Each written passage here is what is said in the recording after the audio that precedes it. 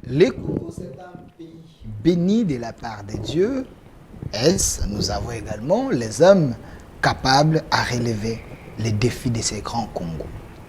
Le pays de Lumumba, le pays de Kasavubu, le pays de Mobutu, de Laurent Désiré Kabila, le pays de Joseph Kabila, le pays de Félix-Antoine Tshisekedi.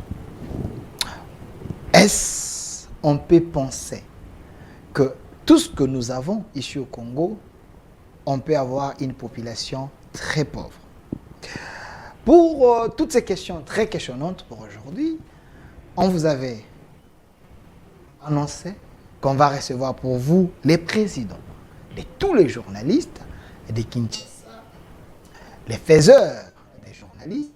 Lui, c'est M. Jean-Marie Kassamba, maître d'école, le DG d'une grande chaîne de télévision ici à Kinshasa, Télé50. Il est ici avec nous.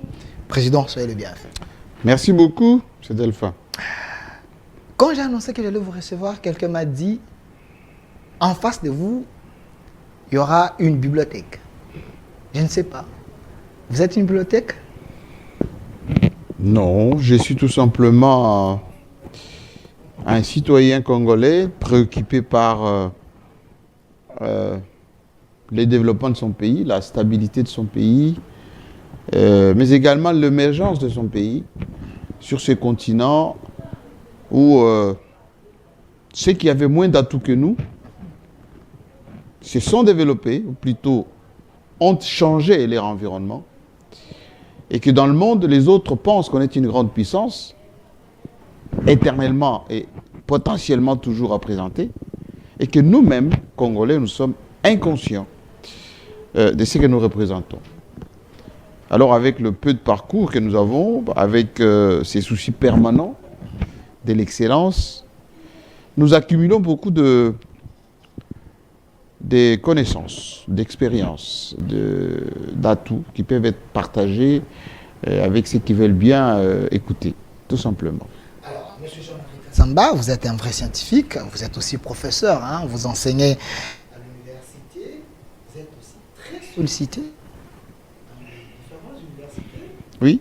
C'est par rapport à votre CV ou c'est parce que vous êtes un praticien? Non, c'est le devoir d'abord de partager.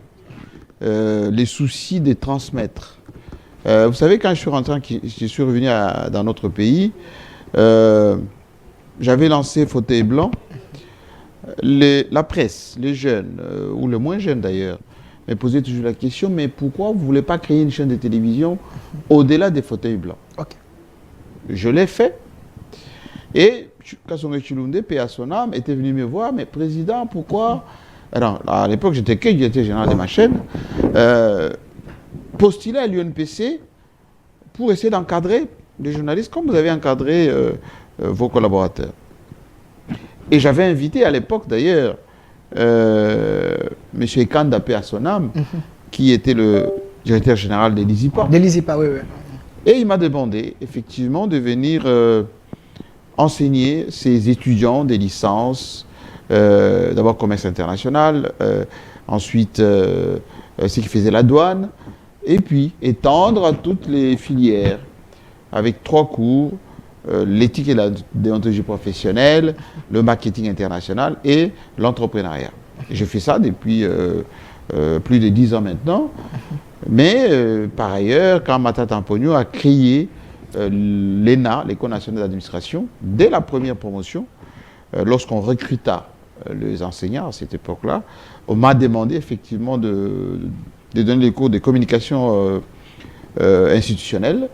De la première promotion, j'ai continué à enseigner là-bas. Et de fil en aiguille, les autres établissements se sont joints, l'école nationale, l'école des guerres, aujourd'hui la faculté des sciences de communication du révérend Kim, où je viens d'être... responsabilité comme ambassadeur, pour s'occuper de tout cela. Alors, M. Jean-Marie Kassamba, est-ce que le Congo se trouve actuellement dans une salle d'urgence? Le Congo est sous perfusion depuis longtemps.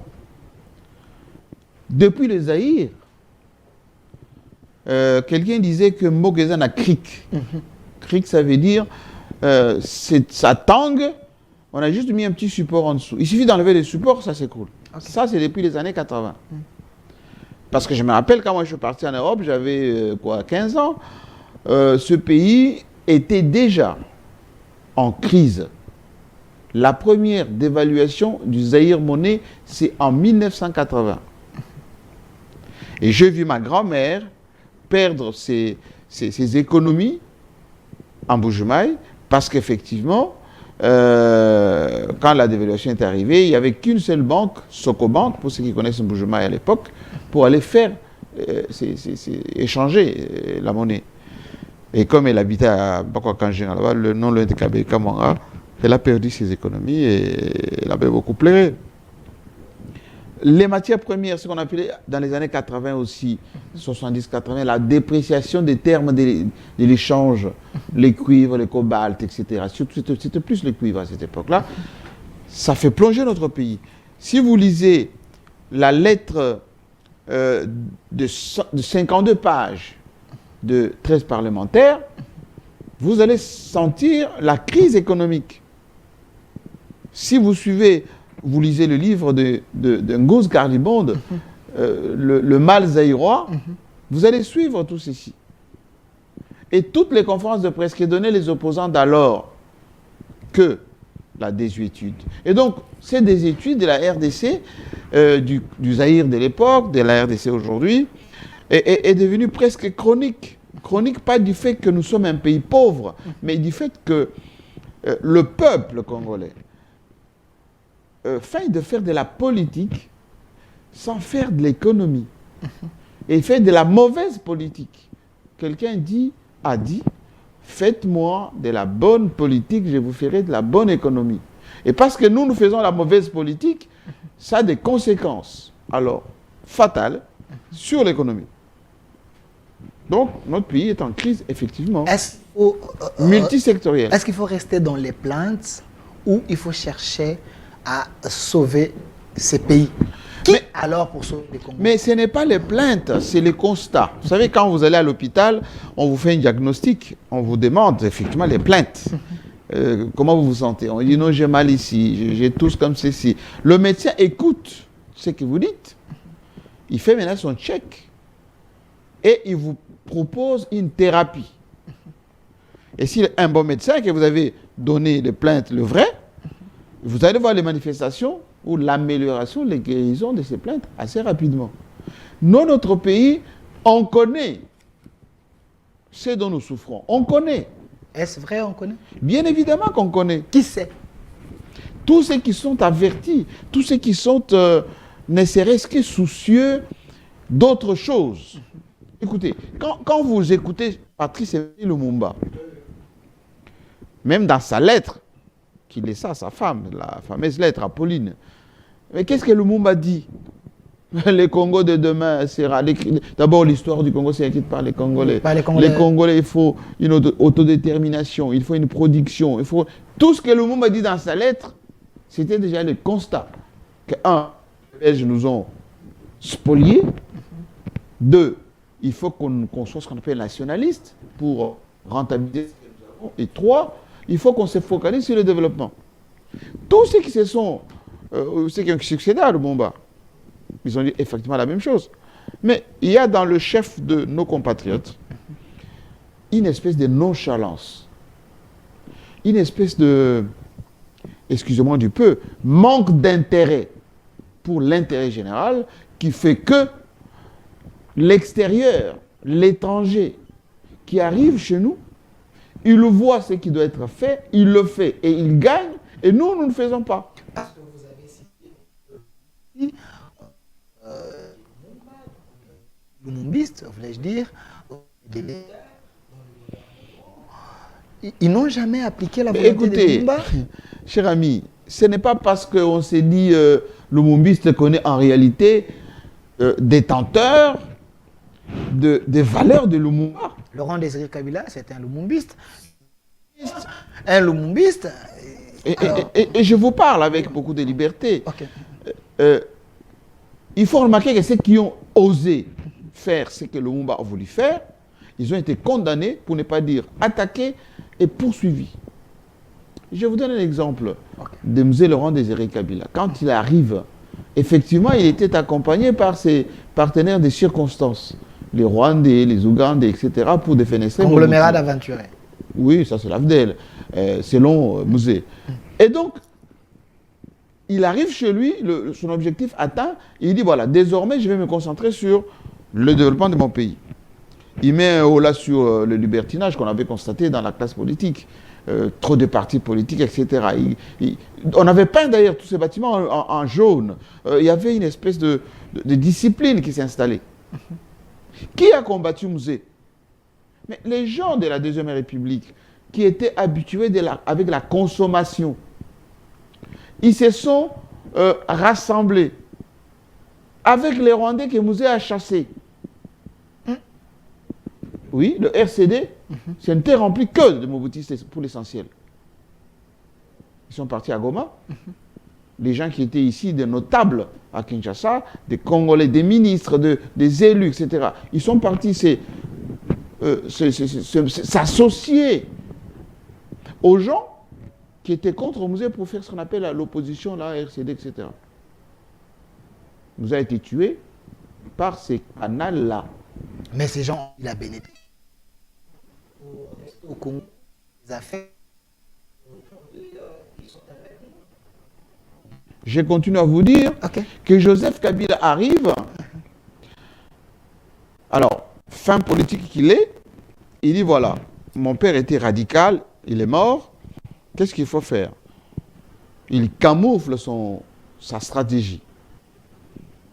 De bonne foi, il dit aux Occidentaux, voilà, moi, je vais travailler pour qu'on puisse gagner ensemble.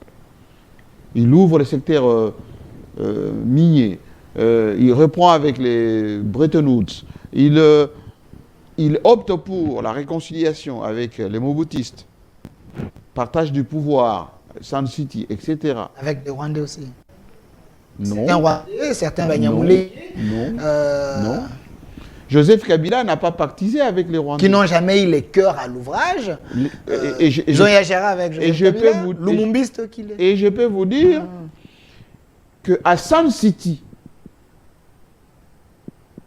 ceux qui étaient autour de la table à Sun City, il y avait plus de gens, des Rwandais, RCD, si vous voulez bien, avec les Mobutistes d'avant, que dans le gouvernement de Joseph Kabila. Il y avait aussi quelques-uns chez Kabila aussi. Naturellement, ce sont les Congolais. Kabila n'allait pas tous les jeter, ces Congolais, même s'ils étaient Mobutistes. Malheureusement, dans tous les camps, MLC, RCD, même au gouvernement de Joseph Kabila, ces Mobutistes n'ont jamais changé. Joseph Kabila l'a dit au soir de ces 2 mandats, qu'il n'a pas réussi à transformer les Mobutistes, les Zaïrois, en Congolais. On y est là, maintenant, dans tout cela. Et Félix Tshisekedi est en train de vivre exactement la même chose. On a pensé que la transhumance allait faire des Congolais des vrais patriotes allant jusqu'à la réalisation des objectifs. Non, c'est la perpétuation de ce que Mobutu avait dénoncé à son temps, les 2 Kabila ont dénoncé, et Tshisekedi a dénoncé. Il vit ça pleinement maintenant. Alors, et à vrai dire, ce ne sont pas, on va dire grosso modo, les dirigeants qui sont mauvais, mais c'est souvent essentiel la mentalité des prédations et des consommations qui persistent dans les chefs des Congolais. La mentalité des prédations et des consommations. Monsieur Freddy, si je peux avoir la photo de Joseph Kabila, Monsieur Jean-Marie Kassamba, parce que nous voulons que le Congo change. Nous voulons que le Congo change. Nous voulons que le peuple congolais puisse bénéficier de ses richesses. Essaie un peu de nous aider. Quel est le bien fondé du code minier laissé par Joseph Kabila Kabange? Mes chers amis, tous les biens. S'il y a un geste posé par ce monsieur qui restera ou qui est dans le Congo optimisme, c'est ce code minier. Il l'a fait au risque de sa vie. J'ai vécu ça, moi. 8 heures de négociations avec les majors, comme on les appelle, ici, au Palais de la Nation. De menaces de tout le monde. Il ne faut pas signer, ce n'est pas bon, le pays va imploser, il y aura la guerre, etc. Joseph Kabila a dit, niet, moi je suis patriote, lumumbiste, je vais signer ces codes miniers, c'est pour le service, c'est pour le bien de la population et c'est pour la postérité. C'était au soir de ces 2 mandats. Ces codes miniers, c'est quoi, cher ami? Lorsque Joseph Kabila arrive, notre secteur minier était en désuétude. Ok. Il y avait de l'eau à la Gécamine, là. Les mines étaient inondées. La Banque mondiale n'y touchait même plus. Enfin, il n'y avait rien. Parce que les Gécamines étaient tombées en faillite. À l'époque du maréchal Mobutu, d'ailleurs, il y avait Gécamine commerciale, Gécamine exploite. Tout ceci ne fonctionnait plus. Il a eu une idée de génie qu'il faut que la Gécamine puisse ouvrir ses installations, si vous voulez, son patrimoine, à des partenaires qui peuvent injecter de l'argent frais pour faire le travail. Et les Occidentaux ont imposé à la RDC d'avoir un code minier permissif, c'est-à-dire sur plusieurs années, ils n'allaient pas beaucoup payer des impôts, ils allaient exporter, si vous voulez bien, rapatrier ce qu'ils gagnent, beaucoup de choses qui n'étaient pas bien. Parce qu'on était complètement en position de faiblesse, on l'a fait. Mais ça générait un tout petit peu une autre chose que les capharnaüm qu'on avait connus avant. Maintenant, au soir de sa vie, Kabila a dit, je vais revisiter ces codes miniers. C'était prévu qu'on puisse le revisiter. Et il l'a fait. Les retombées de ces codes miniers de Joseph Kabila, c'est ce que vous voyez là. Augmentation des revenus. De notre budget, autre. C'est ça les retombées, cher ami. Donc l'homme avait laissé les bases. C'est base solide. Ok. Je dis bien solide. Les retombées de ces codes miniers, c'est ce que vous voyez dans notre système des impôts. Parce qu'il avait changé en même temps aussi le code foncier, le code dans le secteur de... Il avait libéralisé les télécoms, libéralisé le secteur de l'énergie. Toutes ces réformes-là ont donné ce que vous voyez aujourd'hui, augmentation de revenus, nous sommes à autant de milliards, etc. Et avec une dose de Félix Tshisekedi, l'IGF qui est venu renforcer un tout petit peu la peur des gendarmes, et ça donnait... Mais on ne peut pas vivre qu'avec les impôts. Un pays vit avec la production, cher ami. Moi, j'ai reçu le ministre Kazadi, qui était très content de la réforme. Ministre des Finances. Oui, l'actuel des Finances. Mais qu'est-ce que la RDC produit? Citez-moi un seul domaine où on est exportateur de quelque chose. Un seul domaine. Mais, on exporte quoi? Mais nous avons le ministre des Affaires extérieures, à moins que je me trompe, M. Jean-Lucien Boussa. Vous pensez Commerce extérieur. Commerce extérieur. Demandez-lui les chiffres. Il fait rien, vous pensez? Mais demandez-lui les chiffres. Mais il est là, ça fait plusieurs années. L'homme est en train de travailler. Il est toujours reconduit dans plusieurs... Oui, mais alors demandez-lui les chiffres à Jean-Lucien Boussa, que j'aime bien, c'est un ami. Demandez-lui les chiffres de notre commerce extérieur. Quelle est la balance commerciale de la République démocratique du Congo? La balance commerciale. D'ailleurs, à l'époque du maréchal Mobutu, on exportait les cafés, on exportait un certain nombre de produits, etc., à part les minéraux. Aujourd'hui, mais on n'exporte pas grand-chose. Mais Jean-Lucien Boussa, c'est un homme à féliciter parce que la RDC, la RDC ne produit pas tout ce que nous consommons, vient d'ailleurs. Donc, oui, c'est grâce à l'intelligence de l'homme, peut-être. Hein, mais vous allez le féliciter. Mais vous ne produisez pas. Nous puissions manger. Monsieur Delphin, Monsieur Delphin, moi j'enseigne l'entrepreneuriat. Ok. J'étais banquier pendant plusieurs années. Un pays qui n'exporte pas ne compte pas. Regardez toutes les statistiques à travers le monde. Montrez-moi un domaine dans lequel, en dehors des secteurs miniers, on est exportif, hein, on est quoi? On exporte des matières premières brutes. On ne les transforme même pas. Quand vous allez à Kasumbalesa, mettez-vous seulement au bord de la rue, de la route de Kasumbalesa, vous allez voir les tracts qui passent avec nos produits, nos matières premières brutes. À qui la faute? C'est parce qu'il y avait un système, qui favorisait peut-être... J'ai dit tout à l'heure, la faute aux Congolais. Dans les codes miniers que Joseph avait mis en place, il y avait des propositions de transformation de nos matières premières ici, localement. Il y avait des propositions. il y a eu même des structures qui étaient mises en place quant à ce, mais ça n'a jamais été concrétisé. Pourquoi? Parce qu'il manque de l'audace. La volonté politique? De l'audace, cher ami. Ce qu'on appelle la politique des transformations. La politique industrielle en tout. Oh, okay. Il faut avoir une politique industrielle. Une industrie, ce n'est pas seulement ce que fait mon ami et frère ministre du gouvernement, l'ancien gouverneur. Monsieur Paloukou. Oui. Lui, quand même, ça va. Suffisamment de discours. Suffisamment de Monsieur discours. Paloukou. Julien Paloukou. Les pépinières dont on parle, ce n'est pas dans les colloques. Ce n'est pas qu'on appelle d'une manière virtuelle. Les pépinières, c'est des zones industrielles où vous voyez des bâtiments, où vous voyez des entreprises qui se créent, où vous voyez des employés, vous voyez des productions, vous voyez. Tout ceci, ce n'est pas toujours en prévision. On a mis en place beaucoup de structures sur papier. D'ailleurs, des gens, ils travaillent sans effectivement produire. Et ces gens-là sont payés. Oui. Alors, quand vous allez à la Silicon Valley, quand vous allez dans tous les pays du monde, quand on dit ça c'est une zone industrielle, vous allez à la zone industrielle, vous trouvez des entreprises. Est-ce que quand vous allez à Maluku, vous trouvez des entreprises, vous? Alors, M. Jean-Marie Kassamba, parce qu'on est en train de parler du code minier, j'aimerais bien que nous puissions suivre avec vous ensemble une révélation d'un député national. Comme vous êtes une bibliothèque, on aimerait quand même essayer un peu avoir aussi votre analyse. Monsieur Freddy, je ne vais pas avoir la vidéo, comme ça nous allons revenir ici pour essayer un peu d'analyser. Je viens de faire une initiative parlementaire, de contrôle parlementaire.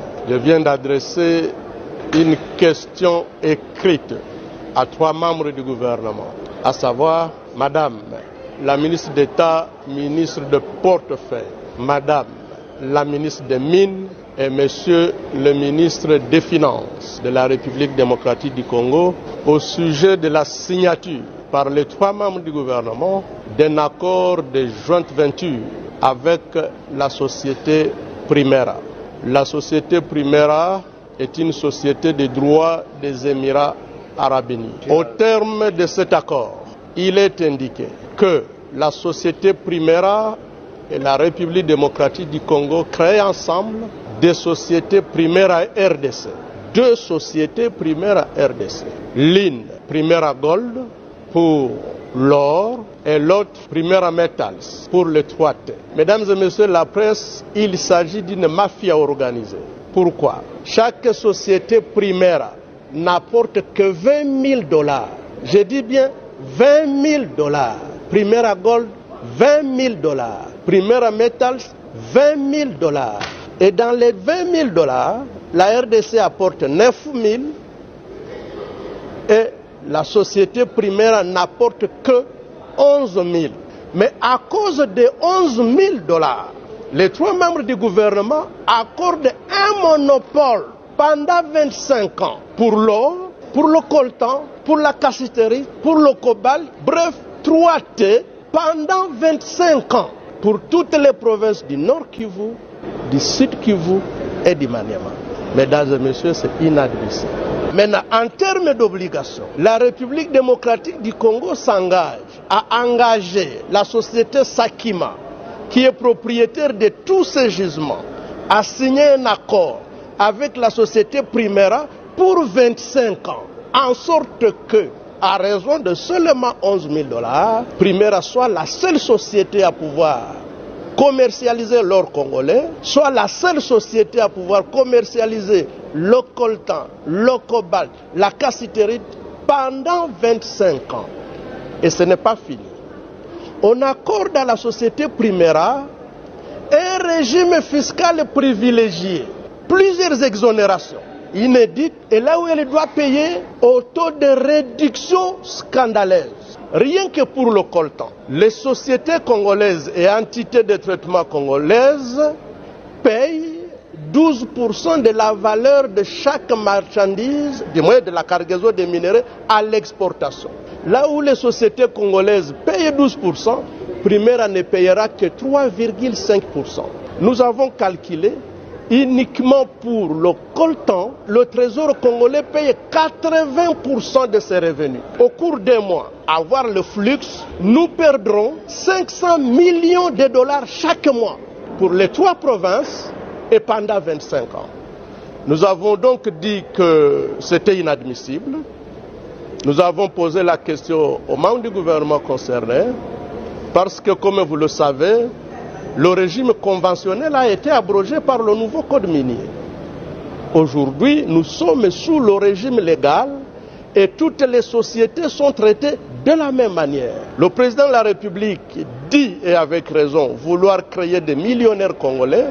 Ce n'est pas en accordant un monopole immérité à une société étrangère que nous allons créer des millionnaires congolais.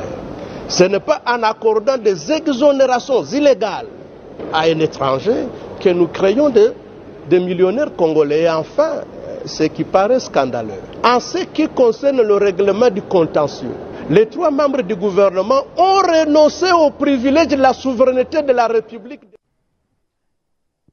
Des retours sur ces plateaux.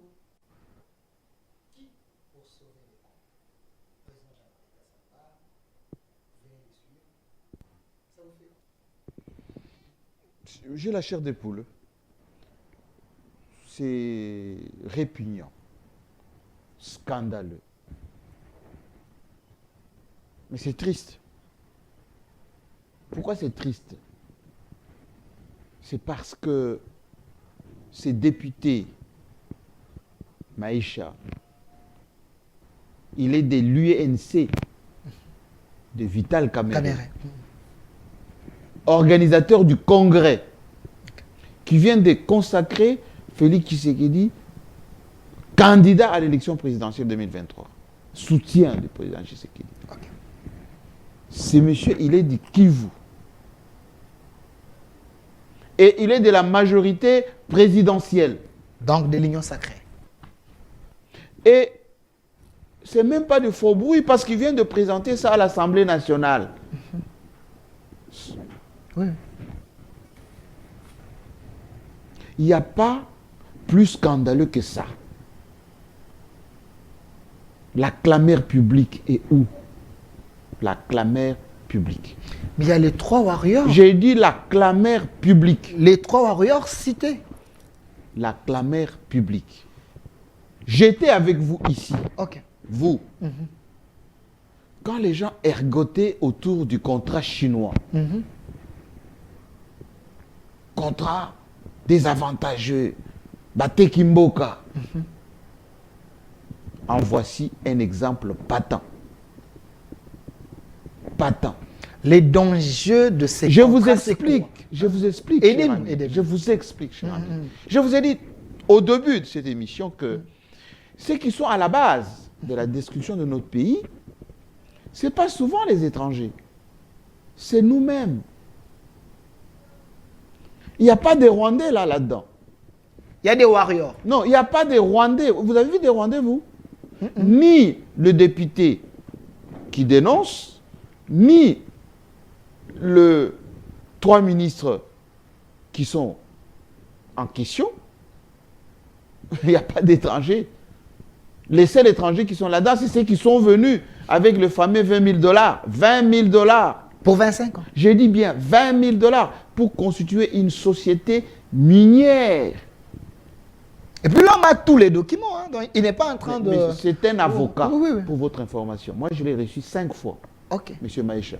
C'est un député avocat. Donc, un avocat ne peut pas affirmer des choses dont il n'a pas la maîtrise. Il a même fait les calculs. Comment voulez-vous penser une seule seconde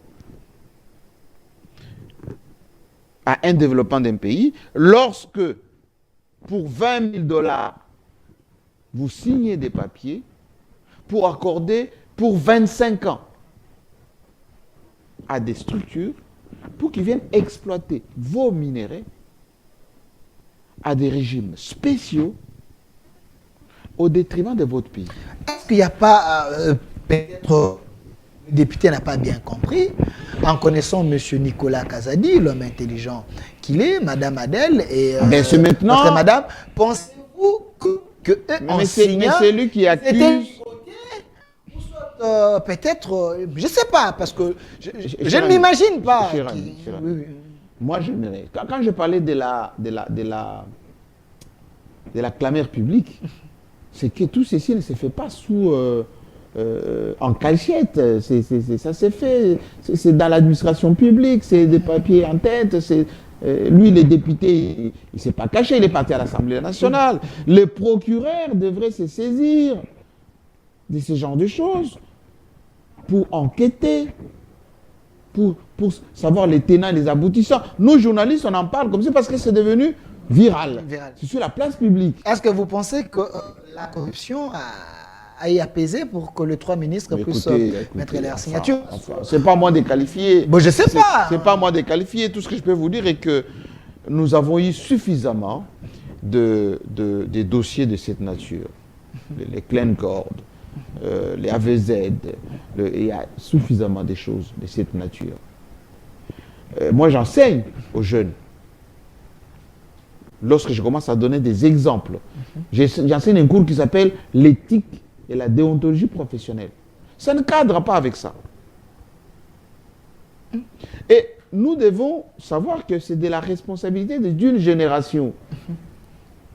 On peut signer des papiers, on peut faire ce qu'on veut, mais on hypothèque le développement d'un pays. Gilles Alenguet avait raison de dire que l'intellectuel congolais a tué ce pays seulement avec son Il stylo. continue à les tuer. Seulement avec son stylo. Oui, Ça, c'est Gilles monsieur. Alenguet qui a dit. Oui, monsieur. Rien que par son stylo, Oui, monsieur. les pays est tué. Je vous dis, depuis 1960, c'est ainsi. Comment faire On alors peut pour changer avoir- ce système? Comment faire pour formater l'homme congolais, que l'homme congolais puisse penser pour son pays quand même? Qui pour sauver le Congo? Faire ce que moi je suis en train de faire. Dire que c'est pas bon. Dire qu'on peut faire autrement. Dire que la jeunesse qui nous suit a droit de vivre autre chose que ça. Est-ce qu'Abound avait que le régime dit dirige en tâtonnant?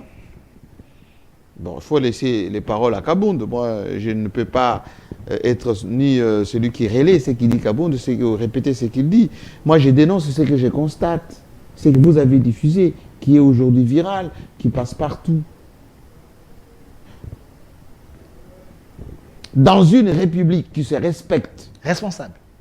lorsqu'il y a ce type de dénonciation, surtout venant d'un député, il est dans son rôle, là, le député.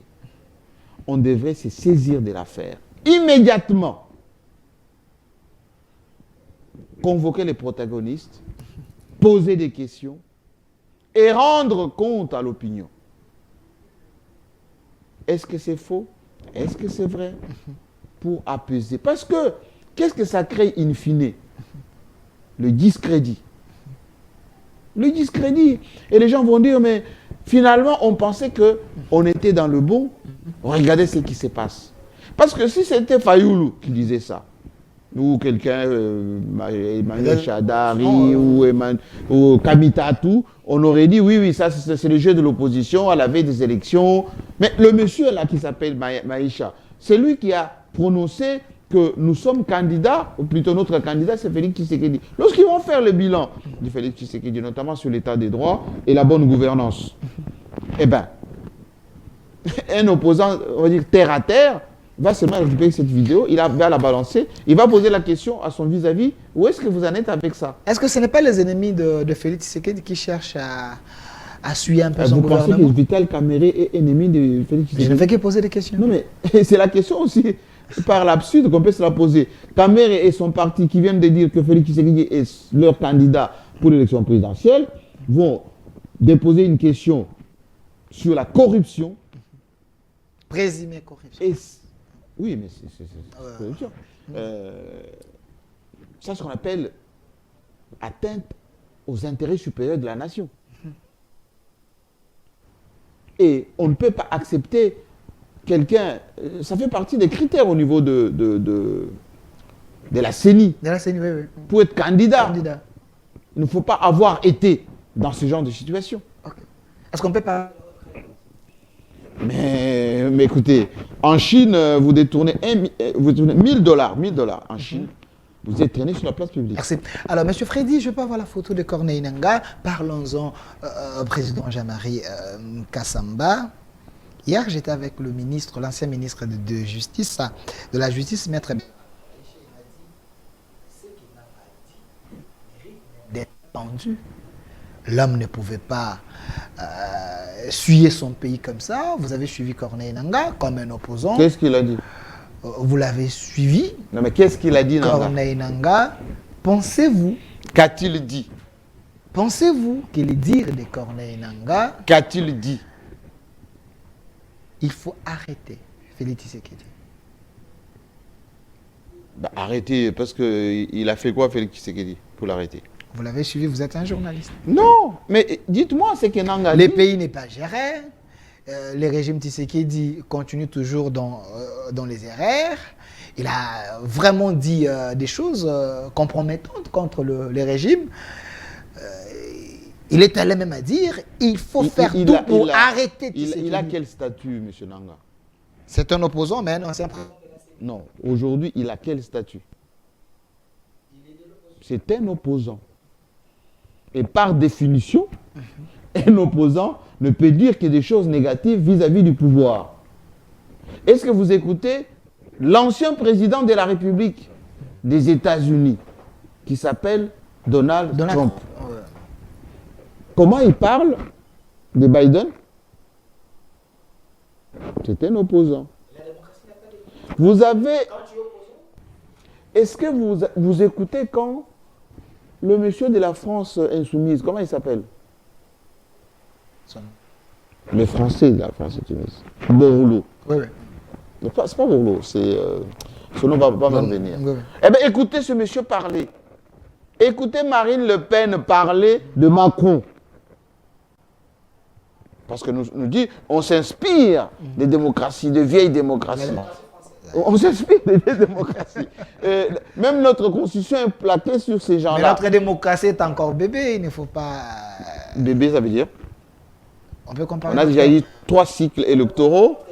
Et la démocratie... Non, ça n'a rien à voir. Ça n'a rien à voir. J'ai dit, mais on a eu 3 cycles électoraux, on a 1000 partis politiques, on a autant de médias, etc. Non. En démocratie, chacun joue sa partition. Lorsque Félix Tshisekedi était opposant, il était même plus radical que Nangaa. Moi, je me rappelle que Étienne Tshisekedi, d'heureuse mémoire, disait « Allez m'arrêter, Joseph Kabila ligoté, il faut me l'amener ici. Oui, oui. » Oui, et on ne l'a pas pendu. Mais Tshisekedi avait l'impérium. Ben, l'impérium, selon lui. Alors, à l'époque, je me rappelle que Nguz Karlibonde, il avait écrit un livre, Mobutu ou le mal zaïrois. Le mal zaïrois, c'est plus fort ça. Je me rappelle à l'époque, Félix Tshisekedi disait, Étienne, pardon, Mobutu c'est un monstre qu'il faut démystifier. Le peuple doit s'occuper de lui. C'était un opposant. au Congo, on peut se permettre de tout dire. L'opposant joue, il gère le ministère de la parole, c'est comme ça qu'on appelle, il gère le ministère de la parole. Alors, et donc, laisser chacun dans sa partition, il ne faut pas diaboliser pour autant, apporter comment dire, la réponse contraire. Si Nangaa dit, il y a tel ou tel méfait, prouvez par l'action que ce qu'il a dit est faux. Or, vous et moi, vous peut-être plutôt, vous m'avez balancé tout à l'heure une vidéo qui montre 3 ministres de la République, le plus stratégique de la République. Un, celui qui gère le portefeuille de l'État. 2, celui qui gère les finances publiques. 3, c'est lui le ministre des mines, ou celle qui s'occupe des mines. Mais la RDC repose sur ces 3 piliers, messieurs. Alors, la question suivante, est-ce... Non. La gestion du régime. Non, La gestion du régime. non, je ne dirais pas ça.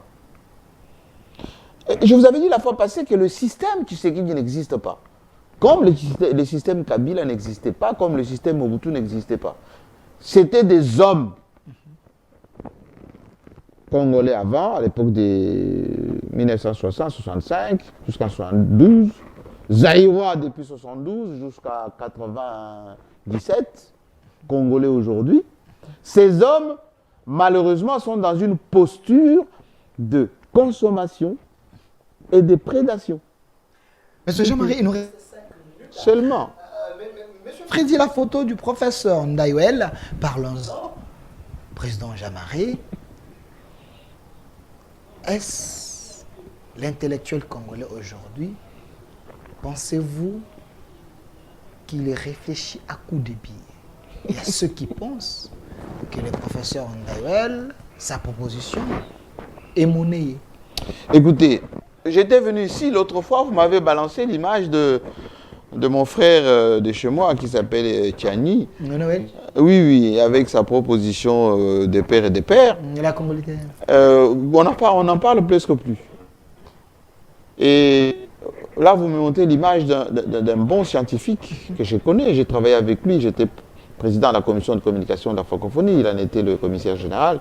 On a été en France ensemble, il a enseigné là-bas, il a travaillé à la francophonie aussi en France. C'est un bon historien. Je pense qu'il y a des choses qui sont importantes pour notre nation. Il y en a d'autres qui ne le sont moins. Par exemple, sa proposition. Si c'est une réflexion d'intellectuel, c'est permis. Ça, l'intellectuel, il a la capacité de réfléchir sur tout. Vous, comme un scientifique, vous avez suivi sa proposition, renouvelable. Est-ce que le Congo, cher ami... 7 ans pour le député. Monsieur, écoutez, est-ce que moi j'ai réfléchi Congo, monsieur. Okay. J'ai réfléchi émergence de ce pays, la stabilité de ce pays, des choses sérieuses. Je ne réfléchis pas sur les sexes des anges. Je vous dis, si c'est une réflexion scientifique, on peut réfléchir. Vous savez, les philosophes, à leur temps, ils réfléchissaient beaucoup. Est-ce que cette réflexion n'est pas adaptable à la situation du Congo? Parce que faire les élections 2 fois, comme il avait dit, entre les élections et les développements, vous préférez quoi? Parce que les élections nous coûtent beaucoup. Oui, mais écoutez, est-ce que c'est ça qui est à la base de la mise en place d'une nation prospère? On ne fait pas le développement avec les élections, s'il vous plaît. Vous pouvez garder quelqu'un 25 ans. Mobutu en a fait combien? 32. Est-ce qu'il a développé le Congo? Zaïre? Non. Kabila père et fils ont fait 22. Ce n'est pas les 9 ans de Ndayouel qui vont permettre à quelqu'un, s'il n'y a pas de stratégie efficace, de développer le Congo. Si l'objectif est de plaire à ceux qui veulent que tel ou tel reste le plus longtemps possible au pouvoir, c'est des histoires. Rester au pouvoir le plus longtemps, sans en avoir ni stratégie, ni moyens, ni action de transformation, pouvait rester éternellement, ça ne changera rien. Omar Bongo est resté combien de temps? Autant. Sassou Nguesso, il est là pendant très longtemps. Paul Biya au Cameroun, c'est combien de temps? Museveni aussi. Oui, Museveni aussi. Kagame, bon, lui vole. C'est pas le bon exemple, bien évidemment, c'est un prédateur. Mais c'est un leader, non? À la manière, moi, un leader qui trucide les autres, ce n'est pas un leader. Okay. Je vais vous dire ceci. Notre pays ne peut se développer qu'avec de vraies questions.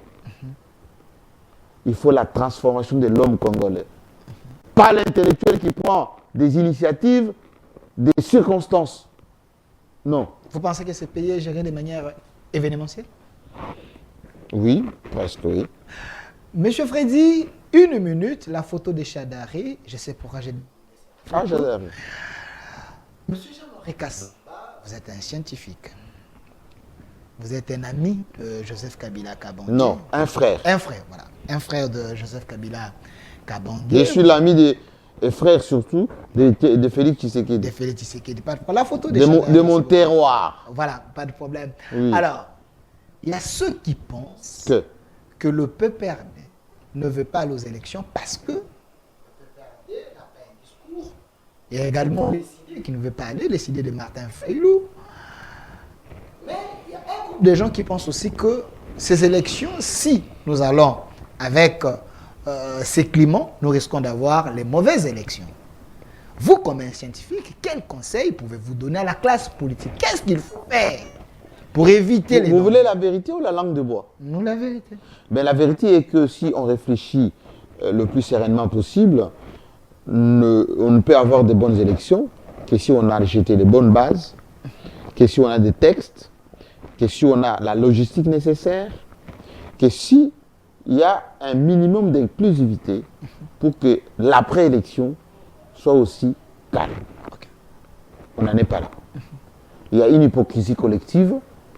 Les opposants pensent que si eux disent venez, on va discuter pour planifier des bonnes élections, le pouvoir va nous dire nous sommes en train d'organiser des élections, vous ne nous en plaît pas, vous voulez les dialogues, etc. pour partager les gâteaux, ils seront en quelque sorte disqualifiés dans l'opinion. Le pouvoir non plus connaît tout ceci, mais ne veut pas le premier dire que les choses ne peuvent pas aller aussi vite que cela, parce que l'opinion va dire, voilà, les opposants avaient raison, que vous n'êtes pas capable d'organiser des élections. Discrédit, donc, crise de légitimité. On est dans ces cul-de-sac qui va faire que, à un moment donné, il faut que quelqu'un fasse le premier pas. Mais il ne faut pas attendre que c'est les étrangers qui vont venir ici quand il y aura des frictions. Voilà, nous sommes des médiateurs pour vous aider à vous entendre. Les Congolais peuvent prendre aujourd'hui l'initiative de faire ces histoires eux-mêmes. Alors vous voulez quoi? Clairement, qu'est-ce qu'il faut faire? Il faut un dialogue, il faut... Que le garant, il s'appelle Félix Tshisekedi, de la marche harmonieuse des institutions, prenne l'initiative. Le maréchal Mobutu avait pris l'initiative en son temps. Il avait convoqué ce qu'on appelle la conférence institutionnelle. Bon, officiellement pour parler de la constitution, des élections, des institutions, etc. Ça s'est transformé en conférence nationale souveraine. Joseph Kabila avait pris l'initiative, vous vous rappelez les dialogues de l'Union, oui, concertation, et dialogue de l'Union africaine, etc., d'Emkodio. Ça s'est transformé en dialogue de la SENCO. Et in fine, on a atterri un peu à ce qu'on a appelé le gouvernement de la... passage civilisé, etc. Si Félix Tshisekedi prend l'initiative, il peut faire là, ce qu'on appelle les contacts de souterraines, les émissaires peuvent faire ce travail en sourdine, etc., rencontrer ses compatriotes, préparer tout ceci, et ensuite sensibiliser l'opinion pour que l'opinion intègre tout ceci. Ça va fonctionner. Mais les gens qui continuent à dire en soumet, non, on va y aller comme ça va marcher, etc. Alors qu'ils savent eux-mêmes que les choses ne vont pas dans le bon sens, ils travaillent contre Félix Tshisekedi. Parce que lorsqu'il sera contre mur, ces gens-là, ils vont disparaître. En général, les leaders, Mobutu était seul, quand il est resté, Kabila était seul, et Tshisekedi risque de rester seul. Donc, nous avons le devoir aujourd'hui d'anticiper. Pendant que nous avons la main, pendant que lui, Félix Tshisekedi, a la main, que ce travail se fasse. Et qui va en profiter en premier? Le peuple congolais, la République et lui-même. Merci. Merci, Président Jean-Marie Kassamba, l'homme intelligent, président de l'EPC Kinshasa, professeur, enseignant, faiseur des journalistes, faiseur des stars. Nous sommes en congrès pour votre information. Bientôt, quelqu'un m'a même dit, nous voulons bien que Jean-Marie Kassamba soit notre président de l'UNPC de la République démocratique du Congo, pas seulement de Kinshasa, il mérite. Voilà, merci, Président, d'avoir répondu à notre invitation. Restez fidèles à notre programme ici, sur la chaîne. Au revoir.